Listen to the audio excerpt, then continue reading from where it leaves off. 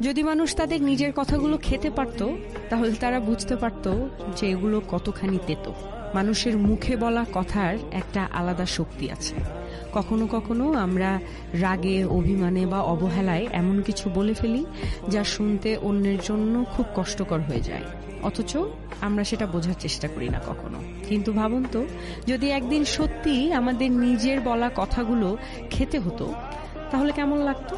মিষ্টি বা ভদ্রভাবে বলা কথা হয়তো সুস্বাদু লাগতো, কিন্তু কটূক্তি, অপমান বা কষ্ট দেওয়ার মতো কথা হলে সেটা হয়তো একেবারেই স্বাদে তেতো আর গিলতেও কষ্ট হতো।